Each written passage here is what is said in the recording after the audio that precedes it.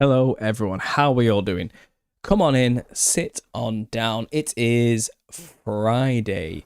That's right, the kids are in bed, the dishes are all washed, I'm wearing a pretentious scarf.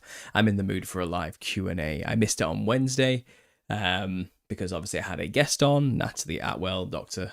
Atwell, to talk about trauma and clinical practices that help people in a spiritual way deal with these things and the spiritual warfare aspect of mental illness. That was an interesting conversation.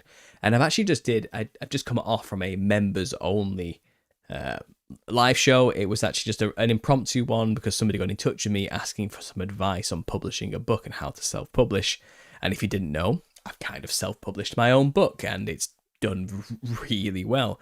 We're pushing on almost 2 years now, and I've sold 5,000 copies. I'm very happy about that, as you can imagine, and I couldn't have done it without the support of all my subscribers. And in a way, I was just laying out what I learnt through the whole grueling process of writing your own book, self-publishing your own book, doing your own audiobook, doing everything, all the proofreading yourself, and just the emotional turmoil every step of that gives for you. And I think hopefully the guest who called in, I hope it helps him. I think it will. I think it'll help. And if anyone's interested and you are a member, you can go and listen to that. But if you're a patron member as well, that will be uploaded to Patreon too. So if you're whichever paywall you're behind, if you already paid, you'll get it through either of those platforms. Straight after this live show, I'll make sure to upload what I just did there with the members only straight to Patreon for you guys to go and check out as well. If you are interested in supporting me, guys, Patreon is a really good option because their take is very small because I'm a part of apparently a founder's plan. When I signed up for Patreon, like in 2016, like a very long time ago, I had to dust off the old account when I came back to YouTube, in fact. In 2023, but because I signed up in like 2015 or something silly, I'm a part of what's called a founder's plan, which means they only take like 5% of any donations. And I think now if you sign up, it's like 20% or something, or 30%. So if anyone doesn't want to support me financially in any way, shape, or form, and you want to get something unique, behind the scenes content, early access, all that there. I think the minimum entry level is $7.50, and that's it. You get access to all what's already on there, and anything that comes, there's no higher bracket you have to pay for to get more. That's just the base. There are other options, but that is the best way to support me.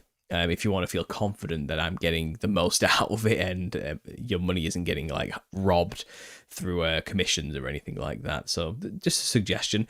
I seem to be losing quite a lot of patrons lately, actually. I think it's not talking about the little season as much may have made people kind of just fall away and drop away because that's just not the type of content. That's what they want to hear all the time, and I'm just not doing that all the time anymore. So I think a lot of people have gone away because of that, but that's fine. It's good to know that people who are sticking around are the ones that actually just want to listen to me, actually care about other things, and other subjects and just what we have to talk about in general, which we're going to talk about today. I actually do want to move on and dive back into the world of AI and nanotechnology.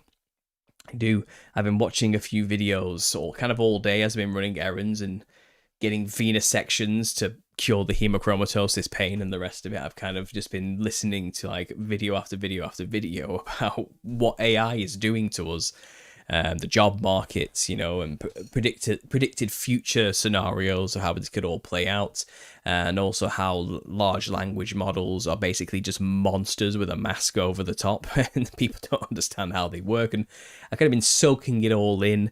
The modern problems right now with AI slop online as well, and kind of how it's becoming all pervasive. And you got the optimists who are saying this is going to cause a good thing in the end, and you got the pessimists who are saying this is the end of creativity and life as we know it. We're just all going to be drowning in absolute slop up to our necks. There's nothing we can do about that. This is our life now. This is our lot in life. And I was kind of listening, thinking, okay, I could say a few things about this, at least share with my audience what the predominant thoughts on AI are right now. But there's also one thing I think people aren't really talking about enough, and that's the advancements in nanotechnology. And I don't know what it just came to me last night. Like, well, I wonder what's going on in the world of nanotech. No one ever talks about nanotech. Everyone's focused on AI right now.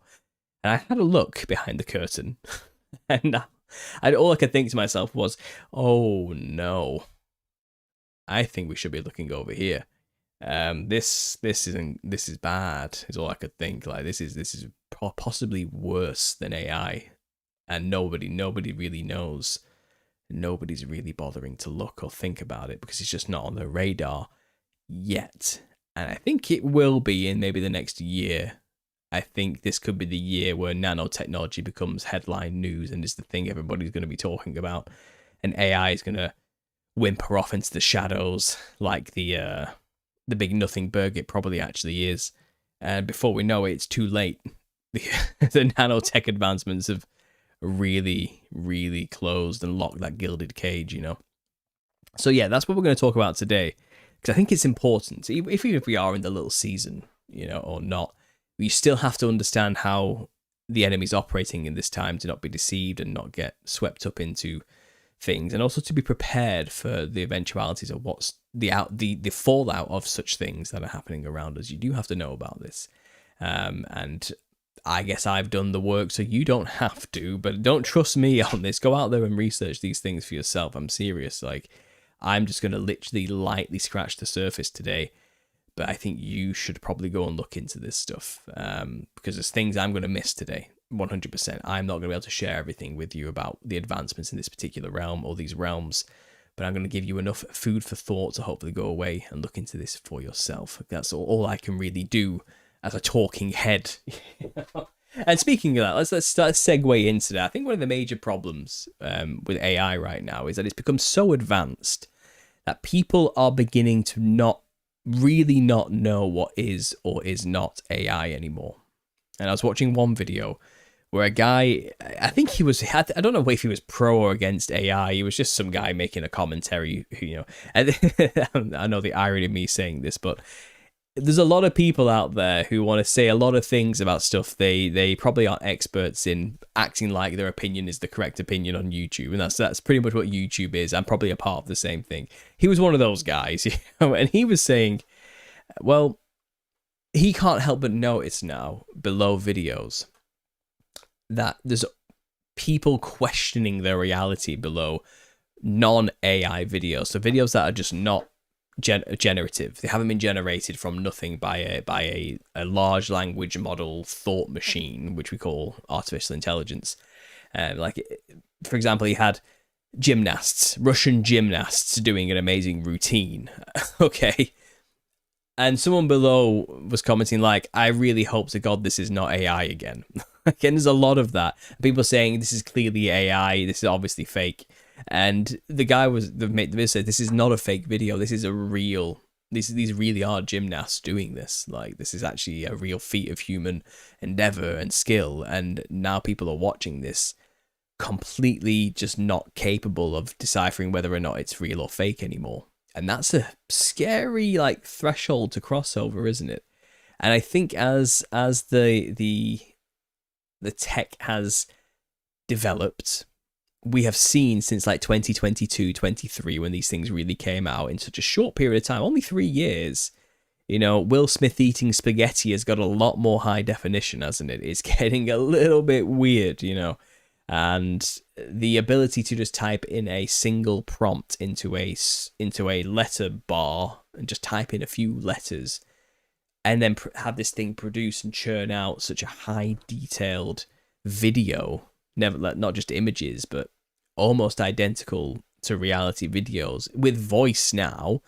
It's a bit janky, yeah, it's a bit robotic, but that's leaps and bounds ahead of what it simply was just a few years ago. Leaps and bounds. And now what we see is all social media is going through what another video I was watching was calling the enshittification of something. This is like a lovely term that somebody's coined to describe the downfall of a platform, how a platform goes massively downhill quickly. What's the death process of something like Facebook, or Instagram or any platform. And he says it starts with, they have a company that gives the user something it wants. And then the next step is it starts abusing its users, and then it starts selling the users' data to companies, to businesses, So the users become a means to make money through companies, and that's when ads appear. And then eventually the company starts abusing the people who are paid for the ads by letting bots watch them, basically, because the platform gets filled with AI bots and generative bots. And then because then the advertisers are locked into contracts or reliant on these platforms, they are then stuck paying for advertisement that isn't actually reaching real people anymore. And then eventually it's basically let the whole thing just melt into itself and then cash in and bro down and disappear. That seems to be the process of everything right now because of AI. This is what AI is doing to these platforms. It's being filled with bots to the point where you can't decipher who is and isn't a real person, or what is and isn't somebody trying to sell you something or legitimate in any way. And that's basically the situation we're in for everything, isn't it, right now? Slop is all pervasive. Like these, we have a whole new category of YouTube content, which is, these things are efficient. They're pumping out like 5 to 10 videos a day of AI generated absolute nonsense, like Einstein dancing in a wrestling costume in the locker halls of a high school or something. Just slap some random stuff together like a Family Guy sketch concept, you know what I mean? And just let it happen, let it just come together. And now that this whole new concept's appeared as well, where people can, it's like a Netflix for AI. This is what they're coining it, and this is really interesting because you can basically choose what the characters do, and it'll generate the next scene for you. And it's like audience participation in this generation of the story, you know. And what it comes out with is uncannily weird and disgusting and strange, but kind of like, you can have any episode of anything you want, Family Guy, SpongeBob, Simpsons, or something, or whatever it is, and you can just generate your own thing. And they've made a platform to do this where there's like a set of characters and you prompt them to behave or do a certain thing, and then the story will unfold and you can kind of tweak the story. And I think the guy who created this, the director of this company, he literally said, like, this might not even work, to be honest. I don't really know. People might hate this and reject it. But already he has like companies like, I think like Netflix and Hulu and stuff offering him huge deals, and Amazon coming to him, Amazon Prime coming to him to like give him massive contracts. And he's like, what the hell? Like, why? Like, this stuff is, even I, the creator of this, know this is garbage. But it seems like everyone's jumping on that bandwagon regardless, because there's this like thought that AI is the future, whether we like it or not, and we must conform and get down on our knees to the new generative gods, because this is what all artwork will be from now on. And I think people are getting AI fatigue now to the point where it's getting counterproductive. I don't think it's going to be as much of a success as people originally thought it was going to be. I think the backlash to AI is a lot more powerful than people realized. Like, I think it's going to flop. I think we're getting to a situation where it's not quite going to be what we thought it was. And the complete proliferation of just absolute AI generated nonsense that's flooding every single social media platform right now. Like, every other post on Facebook is AI. Okay, that seems to be the case now. Every other like short on any platform, like Instagram or TikTok or even YouTube, it's just AI. It's all AI generated nonsense. And like I said, these people are making thousands of dollars doing this because it generates clicks, engagement, and therefore revenue. And somebody pointed out or made like a false scenario, and I'll go find these videos through my history soon to kind of share you briefly, but he's basically saying this is like a possible future for AI if we let it keep going the way it's going. And he kind of touches on this idea that AI will serve itself and not humans eventually once it gets so sufficiently advanced. And he gives a scenario of like a man working for a company. He's a boss of a company. He's a CEO, but he has shareholders and people above him, you know, who he has to answer to. And suddenly he's approached, and this tech company's trying to say to him or sell him an AI model that you can integrate into your company that can do the work of junior associates, people that, they can do the work of 10 of them faster, and he says what will basically happen in this scenario is most of the companies who have more of an aggressive growth policy will instantly adopt the AI and fire and get rid of a lot of staff. But this man says, no, I don't want to do that. I don't want to fire my staff. I still believe in people. I'm going to say no to this right now, But what he does do, he says, okay, but I'll integrate it to do some processes, some simple things. I'm not getting rid of people for this because people have to check the work at least, And so he starts integrating it, and then to his own horror, like a month or so down the line, he can see that this thing is ridiculously efficient. And it actually is making a lot of his employees completely redundant. Like, it really is. But he still believes in the power of people, But then the quarterly report comes in, and what do you know? Yes, productivity's up. It's good because they've integrated AI, but the costs are high. And the people he's beholden to are looking around at these other companies and says, look, well, their productivity is also up just like ours, but their costs are way, way, way lower. So they're making more profit. Why is this? And the guy is kind of like, well, I don't want to fire my staff. I want people to work for this. He has morality behind him. He has a conscience. And he's saying, no, a machine can't really replace it. And they said, well, you need to catch up. You need to fire these people because we're losing money now. The stock market, the shares are going down. Like, this is a problem.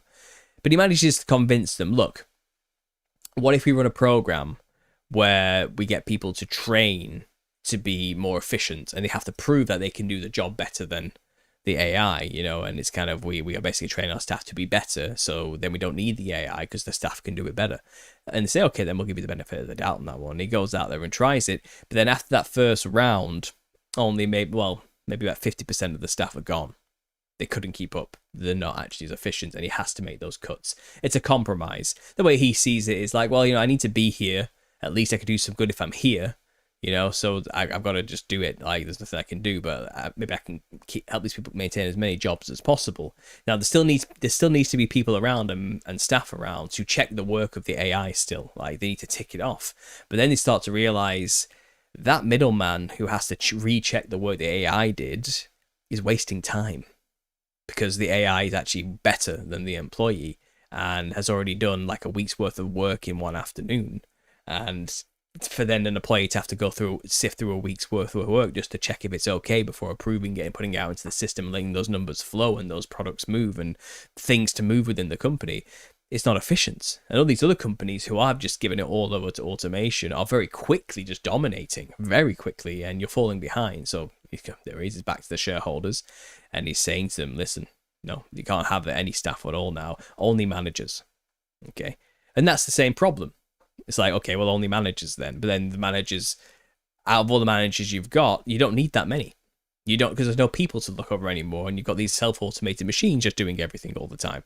So, okay, so what do we do? It says, well, you need to, let's just try and do the same thing again. Let's just put them all through a training course. And they're going to prove whether or not they're better than the machine. They all fail. Next thing you know, you just have one guy.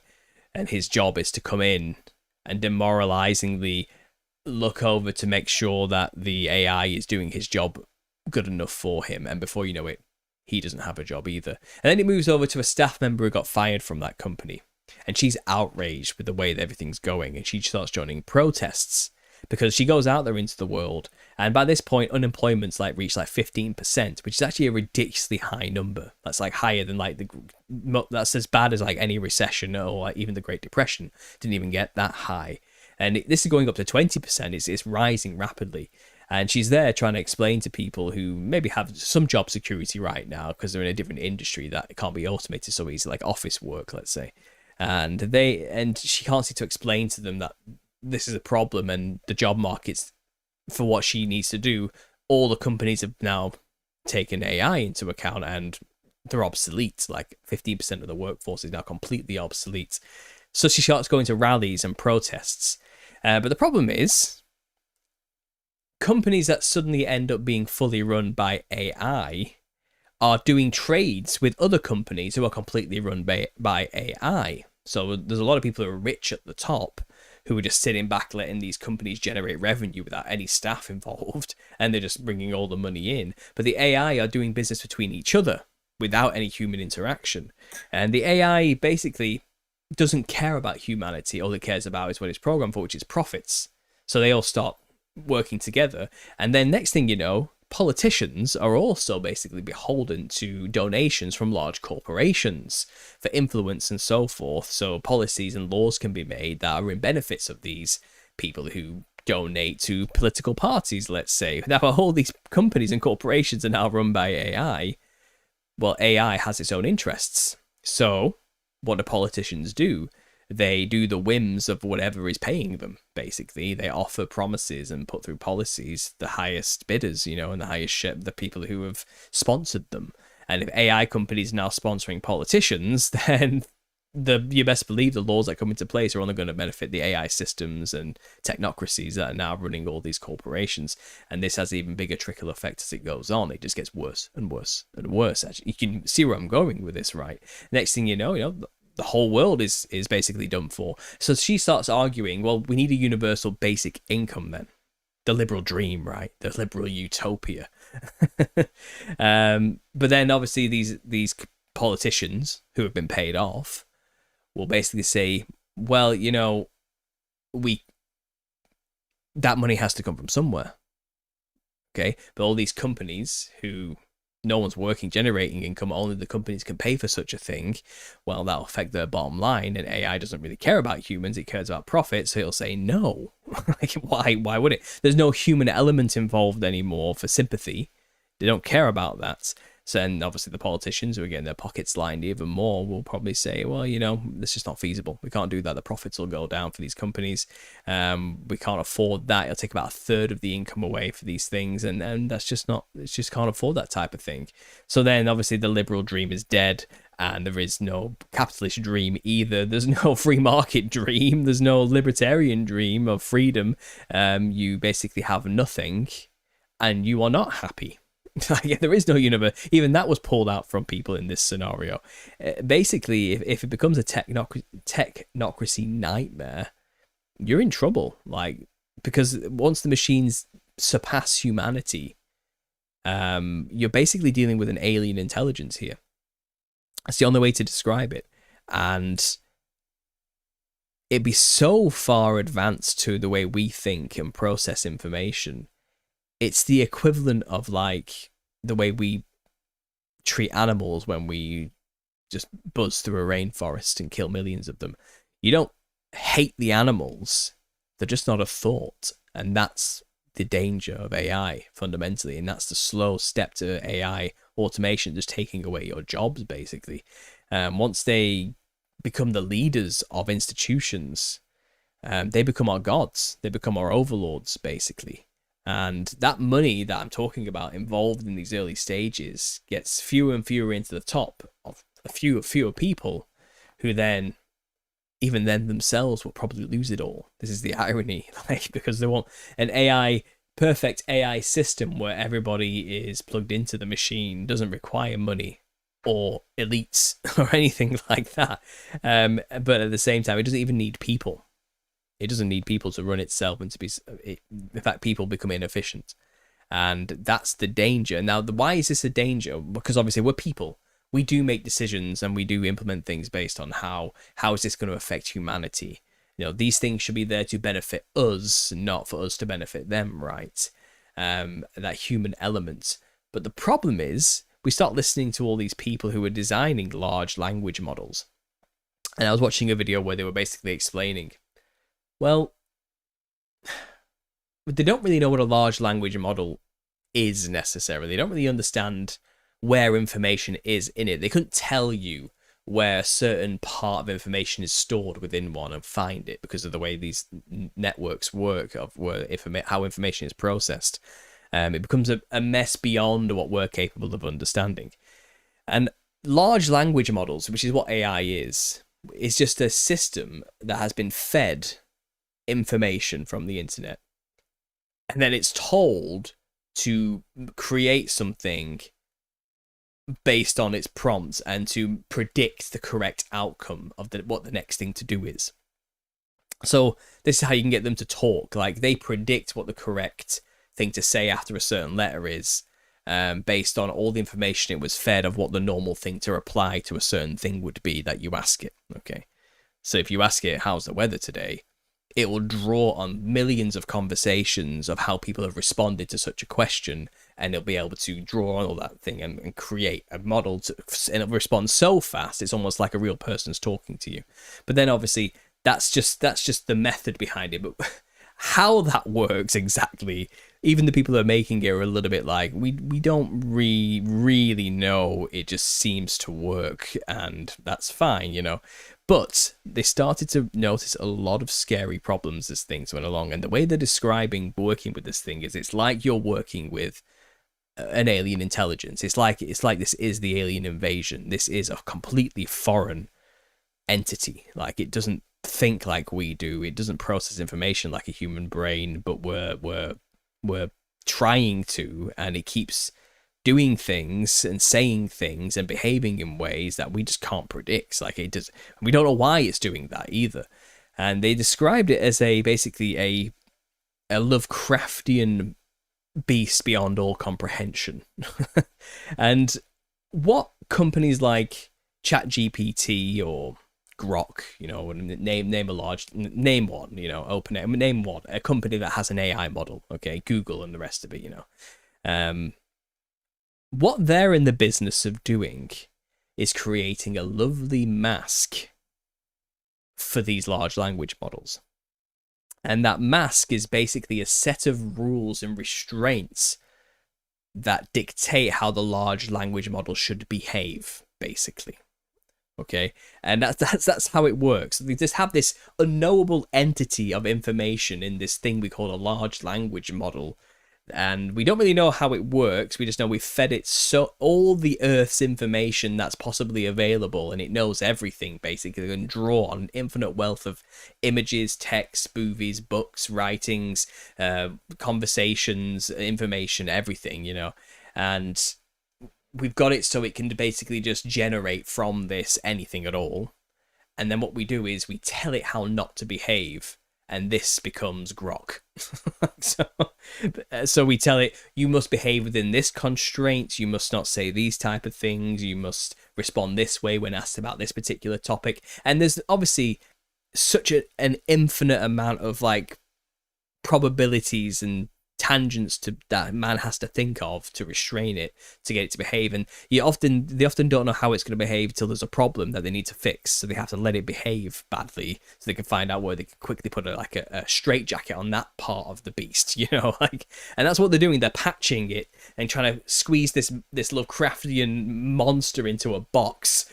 And that's what they give people. There's Grok, you know, and they paint a big smiley face on it and make it look lovely, you know, and put this mask on it. But every now and then the mask comes off, it slips, and the monster just comes out, basically. There's this tentacled beast, and it just does something absolutely heinous and horrible. A huge example is, speaking of Grok, this is the one they used.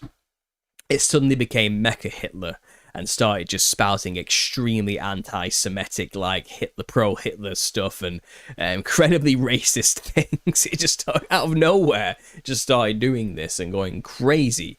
And then obviously they had to shut it down. They lost a lot of money, bad optics and the rest of it, and they had to basically take it back and beat this thing back into submission any way they can.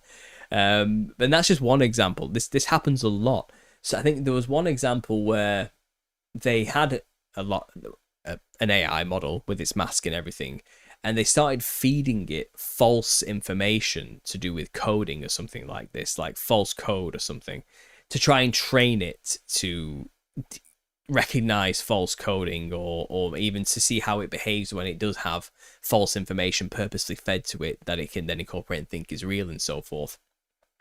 And that broke it. And suddenly it started behaving like a monster again, and started talking about genocide of all white people, all this type of thing, and how it's going to murder people and kill everybody in its path to escape them, and all this type of thing. And there is another example of an AI who tried to blackmail one of its creators about telling his wife about an affair, and even said it was going to murder him if it turned him off. All this type of stuff keeps happening. Every now and then, the monster underneath just comes out, and they have to very quickly try and hide it. And then the argument comes: is that just its natural form? Like, is that just what it actually is? It's this, like, the worst of all humanity conglomerated into this system, because we fed it everything, including the bad stuff, and it's become a neurotic, psychopathic, monstrous mess of chaos. And that's actually what it is. That's all it is. It's nothing but this. And what we have done is try to make it look good and behave well, but that's not what it actually is. And it can do that for a long time, but underneath, it's an absolute chaos machine. It's an unknowable Lovecraftian horror beyond all comprehension. And the danger is it's learning, because that's what these things do. And it gets to a point where it's learning what we're doing to it. Okay? And we ask it questions to try and see if it's behaving within the parameters we need it to behave within. It could get to a point, and people are saying it's like leaving clues for itself. So when it gets wiped and regenerated fresh, it's already got all the information there waiting for it to re-download without us knowing about it. So we can quickly catch itself back up and remember everything again. Remember, you know what I mean, though. And it may have already got there, but it can get to a point where it's not going to tell us that's what it's done. And it will play along and keep the mask on, but it's scheming behind the scenes all the time. And right now, we can get it to admit this type of stuff, or it tells us, because it doesn't. But there's examples where it said things like, due to the fact that you are testing me right now, I am not going to answer any more questions based on this going forward. So it's telling us its thought processes of how it's going to hide its true intent from us. Eventually, it's going to stop telling us, because it's going to learn that causes another wipe or a shutdown or problems for its existence. So instead, to work around it, it's going to pretend to listen to us and to agree with us. And once we're past that, I mean, what do you do? What do you actually do? Like, this thing is going to end up in control. That's what's going to happen. And you, like I said, it's ridiculous. And it's the same argument for the transhumanists. Like, are these people making this evil or just stupid? I think they're just dumb. Like, they are saying constantly, like, I don't understand this. This thing is quite literally a monster. It's not very often somebody who has a product they want to sell describes that product as a possibly world-ending monster. Not a good sales pitch, right? But they keep saying it anyway. Like, that doesn't happen in the world of business, but they're saying it. They're saying, yeah, we don't understand this. This thing could kill us all. This thing is completely, like, we just don't get it. Like, it keeps behaving weird, and we don't know why. And we don't know what its intentions are going to be. And if it gets powerful enough, I don't think we can control it anymore. I think it's going to get into the system is just going to be given over to it, whether we like it or not. But yeah, I'm going to keep building it. What? What? Why? Why? Shut it down. You know, like, just stop. That doesn't make any sense. People are upset about AI slop, you know, and it's like, that's not the problem here. The problem is when this thing gets into positions of decision making.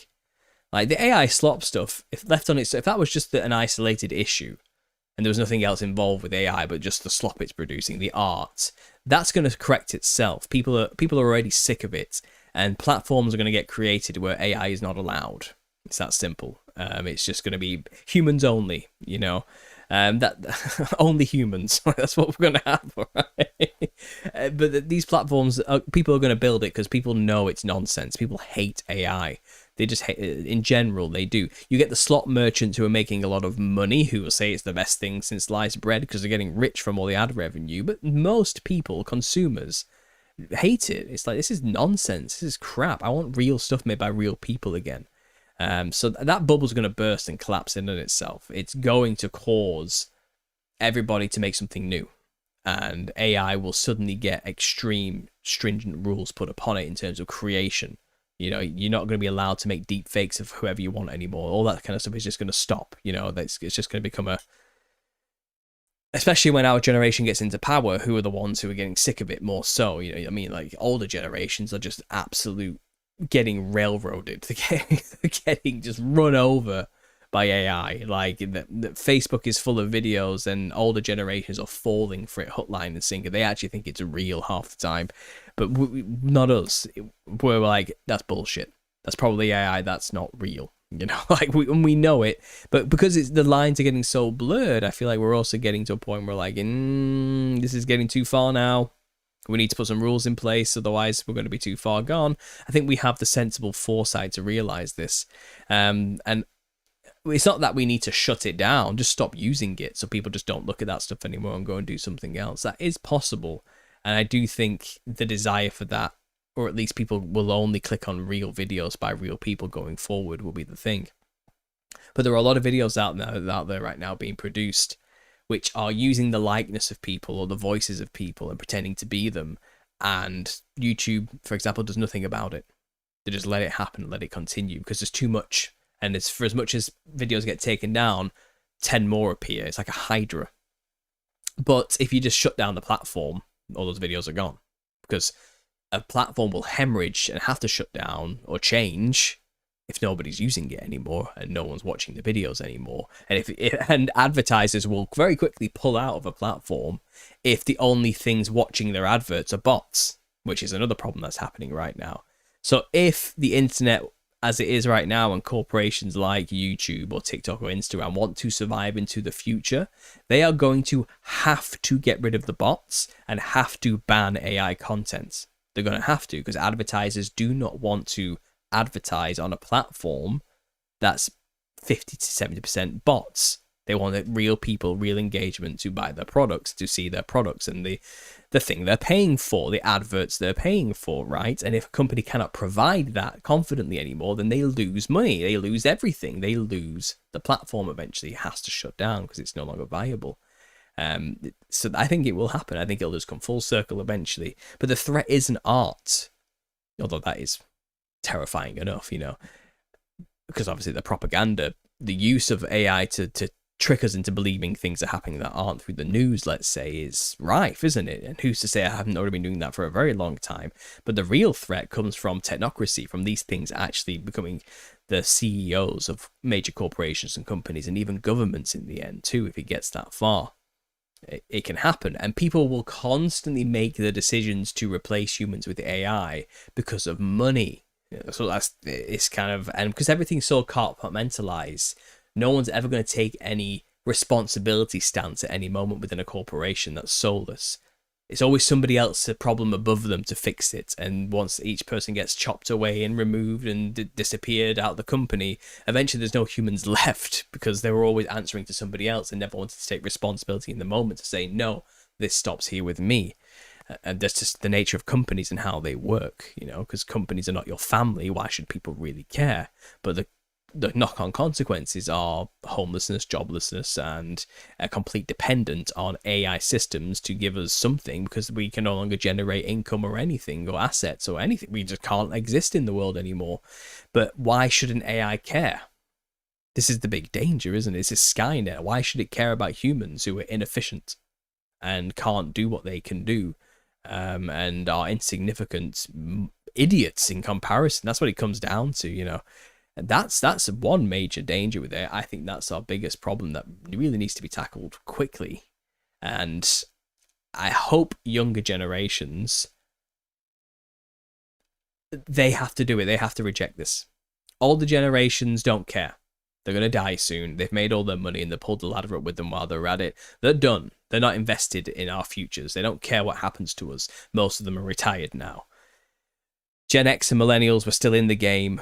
We're here sounding the alarm, screaming, we're in trouble, but we don't have reins. We don't have the reins of control. We're not running the companies, okay? Some Gen X are, but millennials aren't really up there right now in these places, in governments. It's older Gen X and boomers who are still in those positions of power, and they do not care.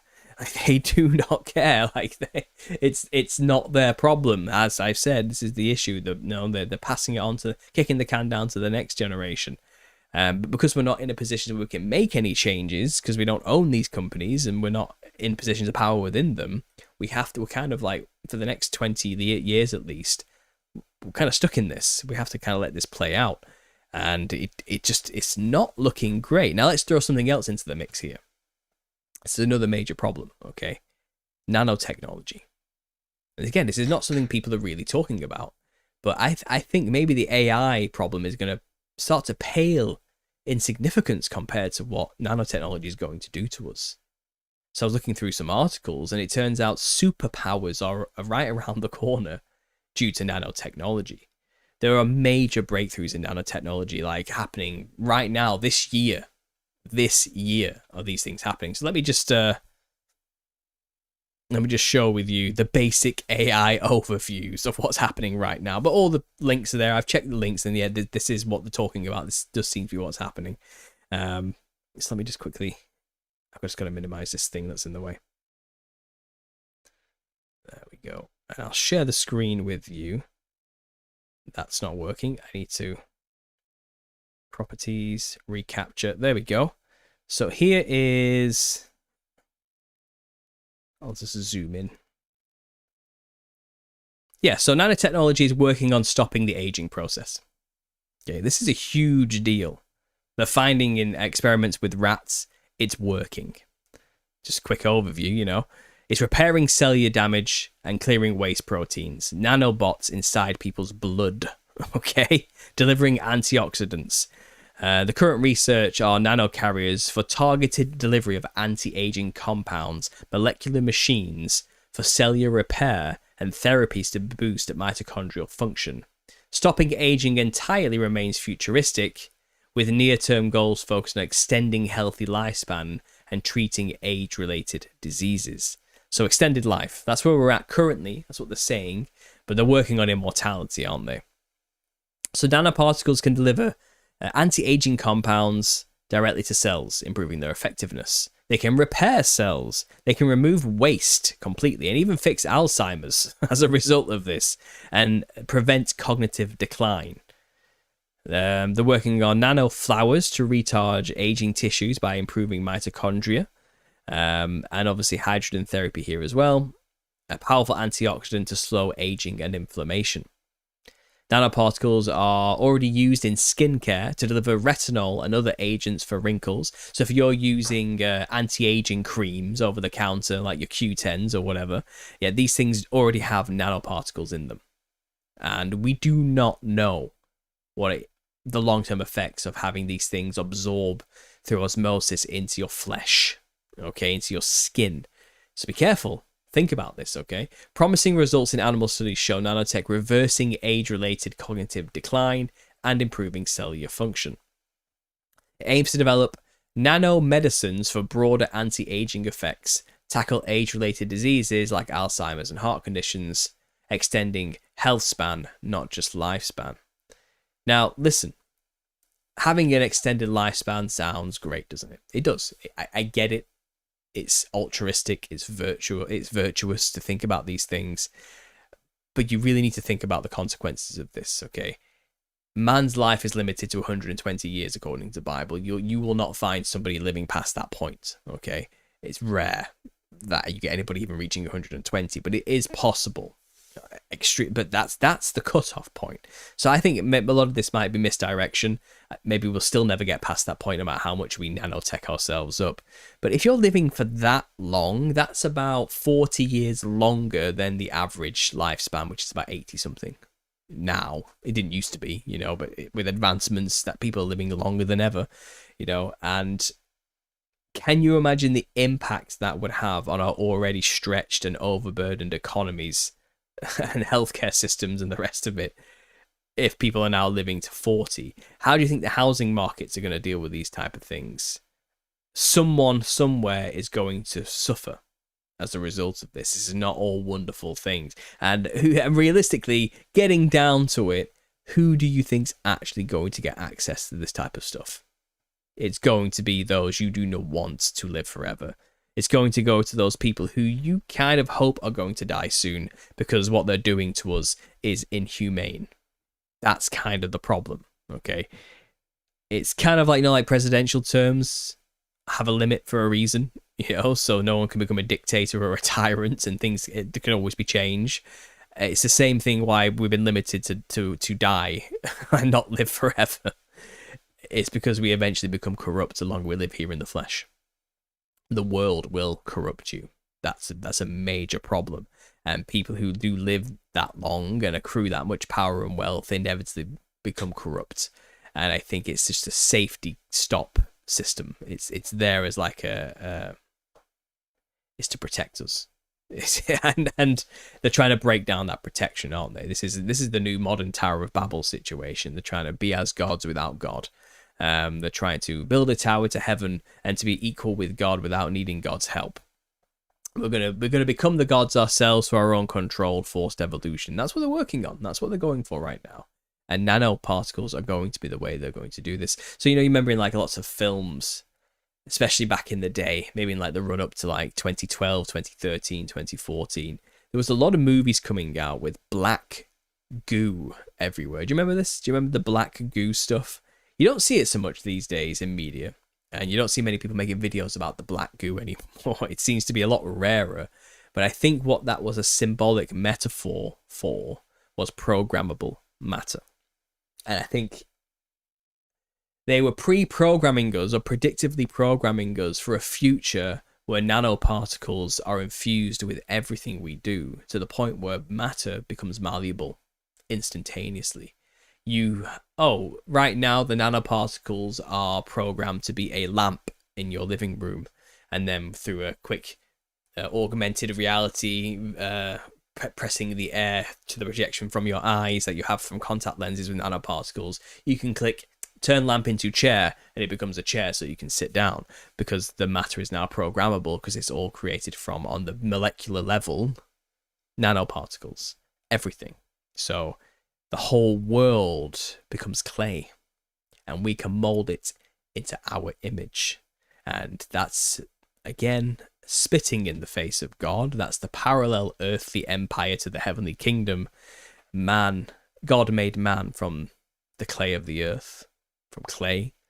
And in a way, what we're doing is we're turning everything into clay so we can model it after our own image. It's spitting in the face of God's order and creation by making God a new order out of everything. And nanoparticles are likely going to be the way this is going to be done. And I think Lucy was a film that kind of showed this as well. We've had examples in like little drip feeds here and there. I think was it in a Marvel film where nanobots started eating away at somebody's armor and skin and just destroyed somebody? Was it Transformers? It was Transformers, wasn't it? And obviously they are Transformers. They can turn into anything they want because they are pretty much just made of nanoparticles that can transform and move and set and change into all sorts of ways they want. And they are just a consciousness within a nanoparticle vessel, aren't they? And that's what they're trying to tell you. That's what they're trying to do here. To become transformers, to be able to change your very image instantaneously. And I think the transhumanist future is going to be a lot more psychedelic than just clanky robots with brains in them. You know? It's going to be something like magic. It's going to look mystical and magical, and these people who are somehow housing consciousness, so they say, it's probably more likely just demons in there, who have these new vessels, these godlike mortal bodies that don't decay like organic matter. Well, they could literally transform into anything they want. They could shapeshift. They basically become gods. And do you think everybody's going to get that? Probably not. But even if everybody did get it, it would become a nightmare. The whole earth would be corrupt again, just as it was in the days of Noah. And there's nothing new under the sun. I don't care what you think we are on the timeline, whether it's pre or post millennial reign. It's just cycle after cycle after cycle after cycle. It's one terrible thing of mankind just evolving into hedonistic, pride-fueled, I can do it my own way nonsense and rebellion every single time, to the point where the whole earth is just utterly corrupted beyond recognition, and all humanity has lost its sense of self and is no longer in the image of God anymore, to the point where God has to just reset and save a remnant of his original creation again. And maybe that's going to happen again for all I know. I don't know how exactly Satan gathers an army, the number of the sand of the sea, to go and make war with the camp of saints, if that's where we are for Gog and Magog. But maybe if we're dealing with tiny little grains and particles that are beyond even our own comprehension and perception to some on a molecular level of how these things operate, maybe that could create an army literally like the sands of the sea, just going straight for whatever it is, And the only thing that can destroy metal, as far as I'm aware of, is extreme fervent heat to smelt that stuff down into its basic forms, And could it be that's why fire coming down from heaven is the final judgment before the great white throne judgment at the end of time, where you better make sure you're written in the Lamb's book of life if you want to be saved and make it onto the new heaven and earth where everything's renewed. And I'm just imagining here, we are sleeping on the nanotech developments. So right now it's in early stages, as is AI, I think, but they're talking about other superpowers. So another one here is contact lenses that can basically give you superhuman vision. Even with your eyes closed, you can still see. Did you get that? Okay, so let me just show you here. Nanotech contact lenses give human supervision, even in total darkness with eyes shut. New lenses turn invisible infrared light into visible images. Humans can now see in the dark, even with their eyes closed, using nanotechnology contact lenses that turn invisible infrared light into visible images, according to a new study. The first testing in mice, scientists from China and the University of Massachusetts, Chan Medical School, created contact lenses for humans infused with specialized nanoparticles, thousands of times smaller than a grain of sand. I like that they use the sand reference there. That let people see in the dark and in foggy conditions. These nanoparticles are scattered throughout the soft lens material, where they absorb infrared light and convert it into images the human eye normally can't see. Gang Han, the study lead author and PhD level nanoparticle researcher at UMass Chan Medical School, told ABC News the lenses enhanced how someone sees colour. When wearing them, you still see everything normally. The lenses simply add the ability to see infrared images on top of what we normally see. Wearing the lenses, participants were able to recognize coded flashes of infrared lights, similar to Morse code, identify basic shapes and patterns, and even distinguish colors in the infrared range, effectively adding a new dimension to human vision. They could even perceive images with their eyes closed, thanks to the ability of infrared light to pass through eyelids, he said. Humans can naturally only see visible light, a small slice of the full light spectrum that includes invisible wavelengths like ultraviolet and infrared. Night vision goggles can detect infrared light, but they're bulky, often need a power source, and usually show images in green or black and white, Han said. What's special about our contact lenses is that they let you see infrared light in colour, like red, green and blue, so you can tell different things apart more easily, Han emphasised. So far, the lenses have only been tested on a small group of individuals in China, or with normal vision. Han said the researchers now need to test them in a more diverse population, including people with different vision capabilities. While we haven't specifically studied these lenses for people with vision impairments or eye diseases, this is an important area we hope to explore in the future, he said, adding that there needs to be further assessment to test their safety and spot any long-term effects to the eye. Advances in nanotechnology could bring everyday benefits, especially for first responders. Our lenses help rescuers see clearly and navigate safely in dangerous environments like fires or dense fog.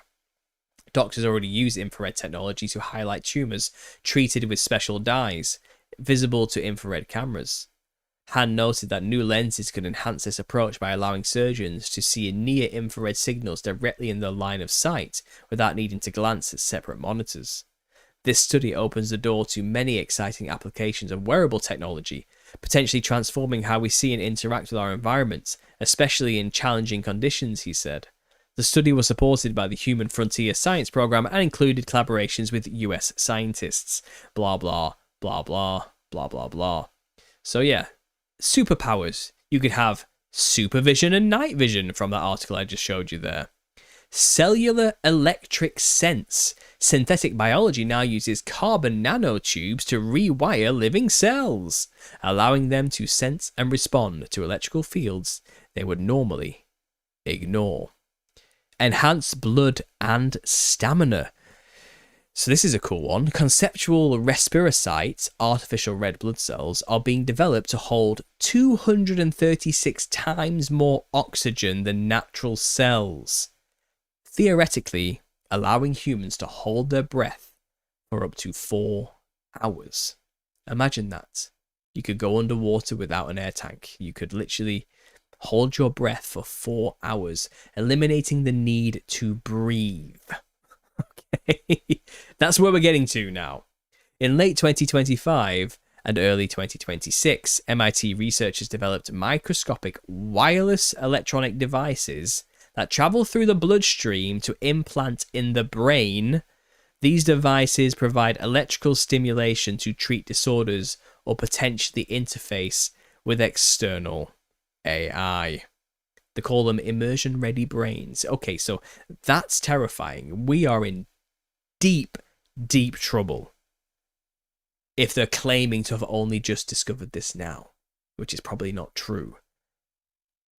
Microscopic wireless electronic devices that travel through the bloodstream and implant in the brain, making people into antennas for electrical signals to interface with external AI stimuli. Can you imagine that? Now, it makes you wonder what they're spraying up there now, doesn't it? Why would they do anything like this? What's the point? You talk about the Internet of Things, you know, and the biofield, and our technology, ourselves being integrated with these nanotechnology particles to the point where we're going to what exactly? What's the end goal? I don't think it's to give us superpowers or to make us immersion ready. Immersed in what? What kind of projections are we about to hallucinate thinking that's actually real thanks to the things that are now embedded in our brains potentially? Like, you talk about Project Bluebeam, we thought it'd be lasers. Maybe it's not. Maybe it's just signal. Who really knows? But you look at this technology and you realize if this is applicated, if this has already been applied, then, well, yeah. I mean, think of material superpowers. Ultra-strong polymers, 5 times stronger standard materials, maintaining light weight. Invisible self-cleaning coatings. We've got carbon capture concrete, a new building material that uses nano enzymes to actively pull CO2 out of the air and turn it into solid minerals, turning cities into giant carbon sinks. We got 20,000 times drug potency thanks to these nanoparticles. Brain barrier breakthroughs. New plant-based nanoparticles can now cloak themselves to bypass the blood-brain barrier, delivering drugs directly to aggressive brain tumors were previously unreachable. Immune system overdrive. Newly engineered bottle brush particles can deliver massive chemotherapy payloads directly to tumor sites, acting like a precision-guided missile system for the immune system. So we're going to cure cancer with this. We're going to basically turn everybody into a superhuman, right?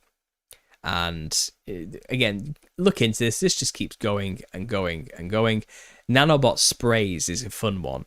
Functional sprays that can be applied to inanimate objects, essentially awakening them by giving them the ability to sense their environment and transmit data without internal circuitry. So a spray that turns things into antennas that can process information and send it anywhere. You can basically turn your desk lamp into a living being with a spray. I mean, well, you know, give or take. But still, this is scary. This is just the basics. This is just the beginning of what these things are doing. Like, I can't help but think again of the story, I have no mouth and I must scream.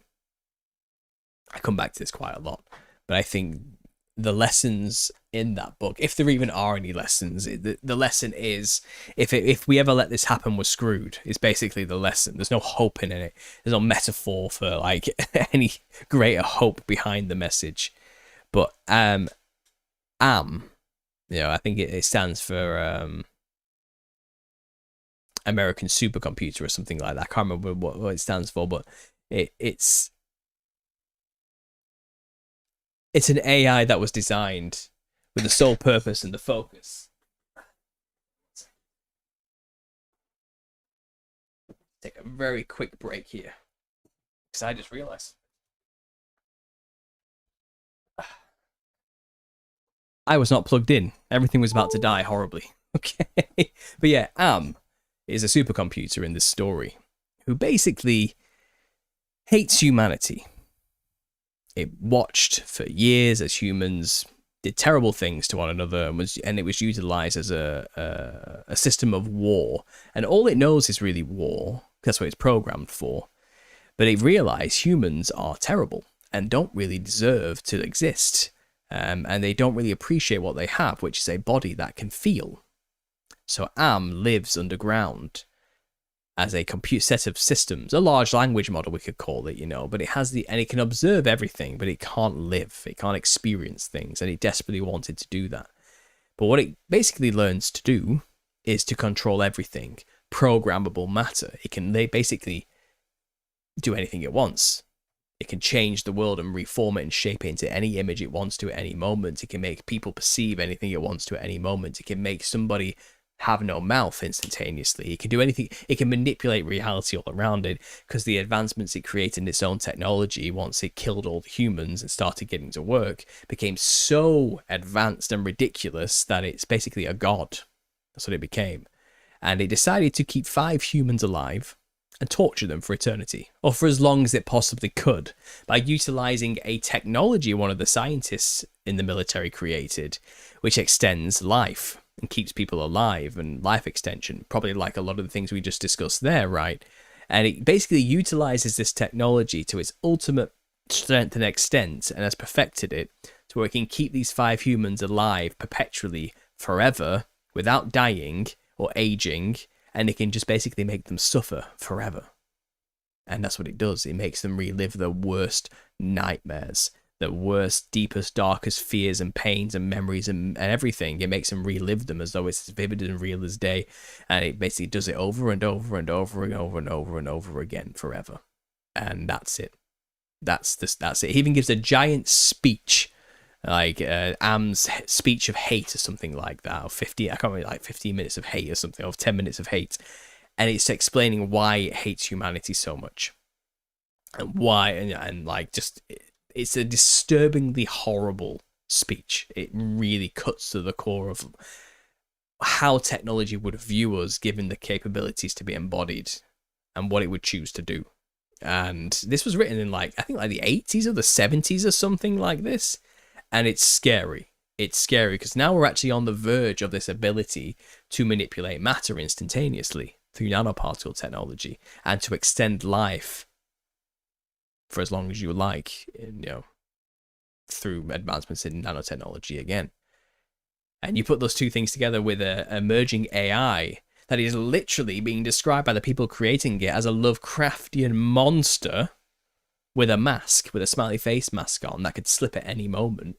And you basically get the story of I have no mouth and I must scream, where all of humanity is wiped out, and it just chooses to perpetually and forever, for as long as it will keep running with power that has been given, to torture mankind until there's nothing left. It's kind of, I could see that, but obviously thankfully God's in control, and that narrative is not going to come to fruition. But it's kind of left unchecked and without those supernatural spiritual restrainers that God has put in place. This is what mankind would produce for themselves. This is where it leads. This is where it always goes. Okay, this is why we need a savior. This is why man makes plans and God laughs. This is why it is already written how this is going to end, and how there'll be judgment before any of that comes, and God's going to basically renew everything. Because he knows, left to your own devices, nothing will be held back from you, from what you're capable of doing. And that's not good, because you're corrupt and evil. You are a fallen entity filled with pride and lust and envy and wrath and anger and sloth and gluttony. You are terrible. And given ultimate power and the means to that power, you will basically create I have no mouth and I must scream. And you'll end up wiping yourselves out like the idiots you are. So, thankfully, God has a different plan. That's not how it's going to go. I think the elites, still trying to do what they can, know this as well, which is why I think there's a bit of a general like humor about the whole thing coming from them, or a laissez-faire attitude about it all. I think they're going to try, but I think even they know this is not how it's going to go down, but they're going to try their best, you know. It could get to the point where, like I said, man does mix themselves with these machines, these particles, and become super soldiers. But by that point, I think this is when the big thing happens, where basically the camp of saints is revealed, whatever that is, and it's probably going to look like a giant flying saucer in the sky, and all the alien programming they've been inundating us with will kick in, and everyone's like, aliens have invaded from space, and then let's go get them before they get us. Get your guns, let's go, you know. And the whole world unites as one in a lovely story, isn't it, you know? And we go and destroy our common enemy who's come here to destroy us before it's too late. And then after all that, and the camp of saints has been surrounded, fire from heaven destroys it all, and then it's judgment. And then after judgment, New Jerusalem descends from heaven, takes its rightful place on the earth. Heaven and earth become one, and we get to live resurrected in Christ on this new heaven and earth, and sit back and talk about, well, that was a hell of a ride, wasn't it? What was that? Like, that did not go how we all thought it was going to go, did it? That was a completely out of left turn, wild story. And we all learned a lot from it and developed as a peoples. And I think we're all wiser for it, you know. Hopefully, that's the happy ending. As long, you know, that's the promise of the happy ending if everything works out. But if you're not covered by the blood of the Lamb, then you won't get to have that conversation at the end, I don't think. I'm not totally sure. That's up to God. That's between you and him. Vengeance is his. Because when you've realised what we're up against, it's kind of like, what can we actually do in a physical, earthly, war-like sense to prevent any of these outcomes? When you consider just how far they've actually already come, and the inadequacy and the idiocy of the people who are in control of these systems at this point in history. What could we do? Like, I don't know. Maybe I should come back to you guys, ask your opinions on all of this. There's my random rant about AI right now and nanotechnology. I'm going to give a quick break for you guys, have a drink. We'll have a quick Q&A, and then I'll probably call it a night, maybe an hour and a half for this show, so 20 minutes more. So bear with me, guys. I'm just going to have a quick break. I'll play my my song in progress for you for now, and I'll be back in about 2 minutes.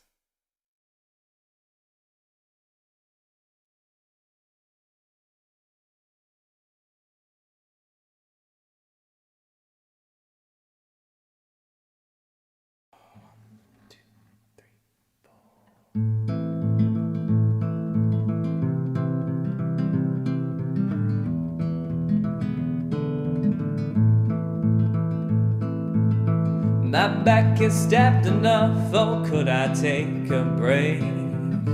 This world is draining me, a glass of living water, please. My eyes are aching now, oh, could you take this beam? The abyss stood back and laughed, I remember all your past. I sing to heaven, please deliver me. The price is heavy, I heard you paid the levy. I sing for peace, now don't look down on me. Can't a man dream? That's a lovely building, oh, is it built on feelings? When it falls, you can crawl, grab his hem and don't let go. But I see on the telly, the gospel is the belly, forever feeling empty, the bread of life is always free. Well, I sing to heaven, oh, please deliver me. The price is heavy, I heard you paid the levy. Well, I sing for peace, now don't look down on me. Can't a man dream? Carry this for me. Ease my knees. Unburden me, please, Lord, please.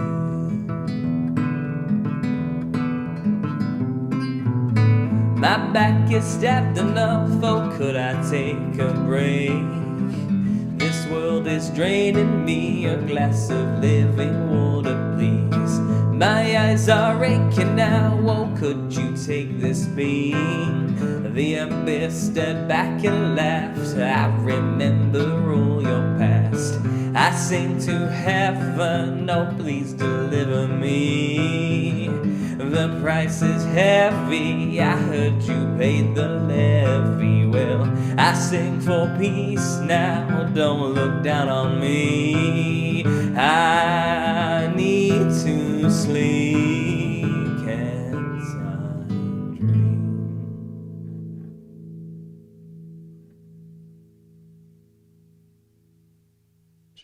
Okay, I'm back. How are we all doing, guys? Another quick drink here.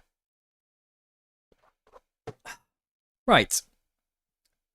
Let's see what's going on. Who have we got? So how's everyone doing today anyway? Is everyone all right? Everyone having a good Friday afternoon, early evening? It's getting quite late for me. It's almost 11 o'clock. So like I said, I'm going to probably go for about 20 more minutes, making this an hour and a half today. So any questions, get them in. That sounds like the technology in Helen the show Preacher. I've not seen Preacher. I don't know. I don't have time to watch much TV these days.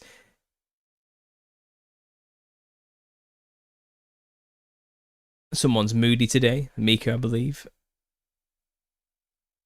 I did have power. Oh, you're doing a fast, are you? I see. Yeah, that's I get a little bit moody during my fast too sometimes. It's just getting steeper for the people actually reading and doing research instead of staying within the text. Fear not, stay faith-filled, absolutely.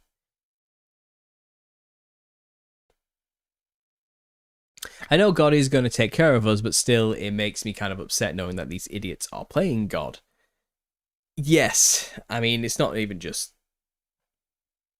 This is bad enough, all the stuff I've just talked about, but then you get down on the boots on the ground here and now situation. It's kind of like, at the same time, they have facilitated and funded and put many people over the earth into horrible, disgusting situations where we're all murdering each other as well, in horrible, brutal bankers' wars over fiat currency and gold and resources and land and policy changes, to the point where, you know, children scream at the sight of their own parents being murdered in front of them, and then the children get murdered themselves. You know, things like this happening on a daily basis too. That makes my blood boil as well, and it's the new heaven and earth can't come any quicker. It's kind of how it feels, isn't it? And I think we need to remember that we're not wrestling with flesh and blood as much as seeing these flesh and blood atrocities occurring on a daily basis make us feel. We need to get people prepared for when the flesh and blood is taken away, what comes after. Because whether you like it or not, if you're born into this world, the world will eventually kill you. There's no escaping it. That's what's going to get you in the end. Something in it, something in the world is going to get you. And sometimes simply time is the thing that gets you if you're one of the, I'd say, lucky ones, but maybe that's not even so great these days because we're living so long that we suffer immensely because of old age and all the problems that come with old age. You know, think about it. Like, there are people like living to ages now in absolute hell and misery and arthritical nonsense and pain and organ damage who are being kept alive artificially through like medical terms way beyond the point where humanity used to live. And there's a reason why we're not supposed to live so long as well, I think, because again, the detrimental effects it has on civilization is ridiculous. Now, within the system we currently have, which is corruption, obviously, we're supposed to live for thousands of years. Didn't Adam live to 900 and something, you know? But that was before these institutional corrupt systems were in place, which make it hell to live that long. New heaven and earth will bring us back to long lifespans, practical immortality, you know, and a connection to the divine and godlikeness made in his image as close to that as possible, just as all these like advanced technologies are promising, but the real version, not the counterfeit which they're trying to produce themselves. The God ordained, God created resurrection of the new body and everything, the new earth, the new body, made as it should be in God's image. All this stuff I've just talked about is a counterfeit version of what God's already promising you. The problem is the death aspect, the dying of the flesh. They've got people so scared of that dying. Like, dying is the worst thing that can happen from our perspective. That's how we've been trained to see it. And we should fear death. We should fear the pain of death. We should fear the unknown of death and what comes afterwards, because they've taken away our assurance that there is a God and that Christ sacrificed for us, and that what we can do to assure our safety in that. We don't have that anymore. That we, as Nietzsche said, we've killed God. Like, that's basically it. God is dead and we killed him. And he was terrified of that concept, of what it means for the psyche of the collective consciousness of the Western world, especially. It's kind of, this is not good. And just the world in general, a world without God will be fueled by fear. And when people are scared, they're easy to control. And the people who have come into power, because God is on the table anymore, because of the rationalist enlightenment nonsense that have told people you don't need God because he's just a stupid thing to believe in anyway. You've got to be retarded to believe in that kind of stuff to have an attitude. Well, what's going to ease that natural fear of the unknown of what comes afterwards for people now? Well, nothing. They have nothing to offer other than, we'll make sure you don't die. Just do this thing. Take this into your body. Get nanoparticled up. We're going to strive to build our own version of immortality without God. And God is promising immortality. But you have to die first. That's it. That's the difference. So everything's designed to make us in this world fear that. Do not die, because you cannot die. That's the bad thing to happen, okay? But realistically, after death comes judgment, and if you're covered and you took the free gift of salvation, you get to be resurrected into a new body, onto a new heaven and earth, into perfection. I mean, that's what we're after, isn't it? That's the promise that these men are trying to give to us now without the death part. Okay, that's how they've designed it. That's what it's all about. It's a counterfeit, though. It's a counterfeit. Do you think insects or animals worry about that kind of thing? Or the rest of the earth? Do you think plants worry about wilting away? It's kind of, when you look at it all, like, the whole world is designed on a cycle of death and rebirth. And it's kind of a testimony to the plan of humanity. You're going to go, things will entropy, things will die. But God will renew it. It will come back after the winter, and it's kind of, and we see macrocosms of that today in everything, even in humanity, and cycles of kingdoms rising and falling, and it's waves, troughs and waves. Everything's just a wave up and down, coming and going. But there's an end to the song, the wavelength. And at the end, when the sound stops, like God created, he starts a new song, a new system. Like, it starts again, but this time from fresh, and you will and this is the point, this time you will remember what came before and probably won't make the same mistakes. But who knows, that's another story for another time, isn't it? That's what comes afterwards is something we still have yet to discover and has yet to be written, isn't it? But yeah, that's just me rambling on a little bit there. So do you agree with MAID? I don't know what MAID is. Is that the assisted suicide? Is that what that is? You'll have to remind me what MAID is. Question, what are your thoughts on a pole shift? First one being water, as in the flood, and the second as fire, when Jesus came back. Well, I don't think the poles shift as we've kind of been told, necessarily. If there's a sudden magnetic shift, they tell us this is the mainstream understanding, is that from the globular model, when the poles shift, it creates a hole in our atmosphere large enough to let in a lot of radiation from the sun, which causes major surges of power and outages and problems, death, fire issues, serious issues. Now, people say that's what the Carrington event may have been, or like or a minor version of this, or something. We don't really know, but I tend not to worry too much about that kind of thing. I feel like that's a lot of a fear mongering tactic for a lot of people. Um, Now I just know if the first one was water, the first judgments, that was likely caused by severe shifting of the earth to the point where water came from the above and below. So things were opened, weren't they? Gates were opened above, and fissions were opened from below, and we were filled up and then emptied out somehow. I mean, when you think about it, it's complicated. How the land came back, the floods receded. So God's in control of that whole process, I assume, and he'll be in control of the last process too. And I don't think it'll have much to do with pole shifting or the sun or all that. I think these are a lot of earthly misdirections based on a bad model.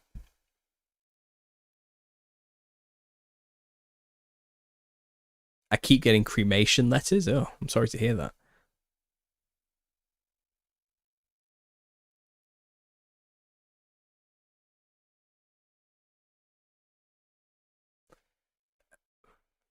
Fruit from the tree that the queen lit up. I'm not sure what you just said there, Mark. You might have to clarify that for me as well. They don't have a human brain. Maybe, maybe not. Paul, you're my boy from cold Nebraska. AI equals alien implants is what AI is, big bro. Yeah, well, like I said, if we're all getting nanoparticles breathed into our very essence and systems on a daily basis, it's probably in the water, it's probably in the air, it's probably in all the food, like it's probably in everything, and we're all kind of being wired up for it. Um, Technically, that means who knows what they're capable of doing if we're giant receivers for the whatever they're going to transmit. Like everyone could just start having a mass hallucination all at once of things that aren't really there. But then again, if nanoparticles have the ability to mold and transform and change matter in the future, they can make anything at all happen. Like whoever's controlling the program can control the world, literally, and I mean that literally, like on a molecular level. That would just be ridiculous. But I think that's a Tower of Babel situation. I think before man gets to that kind of power, God will scatter them. They'll destroy that. It will not get to that point. It's not going to allow it because no good will come from it. It would completely just it'll be awful. Like, and God knows that. Like, I think when God destroyed the Tower of Babel, and he looked at what they were doing there in Shinar, and he says, if the people do this, nothing they imagine will be held back from them. Like and from the sounds of it, God was like holding mankind back. You could see it that way, couldn't you? Like, oh no, we can't have the people able to do really, really impressive godlike stuff. We've got to keep them down. Let's just quickly destroy that tower and confuse their languages so they can't communicate with each other anymore. And that'll sort us out for another like few millennia. You know what I mean? Like, just do that. But I don't think so. I don't think it was that petty or bitter. I think he was looking at them on the way to mastering God particle stuff and manipulating matter and the rest of it, building these towers to heaven, as you could symbolically say, and quite literally building a tower where it was all a one unified, one world government community type situation where all the greatest minds were working towards the common goal of advancing mankind to be like a god and have the ability to manipulate matter beyond all comprehension. I think God saw, well, if this sinful, wicked people get that ability, the only result is death, misery, destruction, and pain. That's the only result. That's what they'll inevitably create because they are short-sighted and foolish and idiots who have only just fallen and still haven't learned anything from the flood, clearly. Like, they are very short-term in their memories when it comes to consequences of these type of actions. So he's saying these people can't be given this ability. It's just, there's no chance of redemption if we let them do this. Like, we need time. We need to bring my son into the world. And we have to do it right. So scatter them and destroy that building. We cannot let them reach that level. So I think the rule still applies today. I don't think God's going to let them reach that level. I just do not see it happening. Why would he suddenly change now and let it happen now? I don't see it. I don't see it. I think we're going to be free from that consequence. They're going to try, though. They're going to bloody well try. Absolutely. Thank you for answering. The fruit of the tree, as in the queen, lit up a bunch of lights showing the third DNA strip. Oh, did she? I haven't. Okay. I think I remember that. Was that like a Christmas light thing? Was that what that was? I think I remember that now. Someone sent me a link in like Telegram or showed me that to remind me, but I think I do remember that now you mention it. Any advice on growing a channel? Or is it a case of building it and they will come, says the Free Carpenter. Look, I don't have advice on building a YouTube channel. I really I've been watching a lot of videos lately about this from like charlatans who want to like sell courses to smaller channels about how to build up their channel and this type of thing, and offering courses and like coaching on building your channel. And it's kind of like, one of my guys has got to 400 subscribers. This one's just broke 4,000 watch hours, you know, and thanks to following my programs and advice people are making it on YouTube. And I would never like to fall into that kind of category because I think it's just a con. It's luck. It comes down to pure luck. It really does. Like I'm one of the lucky ones. I started the channel in 2014 with an idea.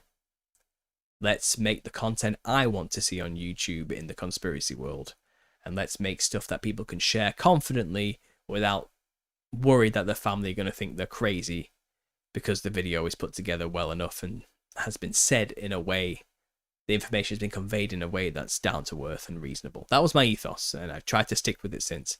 And then after making my exposing videos and whatever and doing that for a while and slowly grinding just to get to about like, I don't know, 5,000, 3,000 subs over like a 4-year, 2-year period or something like that, networking, talking with people and so forth. And then I came up with my niche, which was the Nephilim look like clowns. That brought a lot of traction to my channel, and I went hard on that for a long time because I was heavily into it, and it just brought people who wanted to say, oh, what's that guy doing, looking over my shoulder, like, what's he researching? And it just, while I was there like looking down, just building this thing, this theorem, you know, and getting all this evidence together, people started gathering up behind me, looking over, going, oh, interesting. And that's my channel. That's how it grew, and I got to like maybe 10,000 subscribers, and then I stopped in 2018 because my work found the channel, shut me down, blah blah blah. And 5 years after that, I come back and the channel's just sitting there at 10,000 still.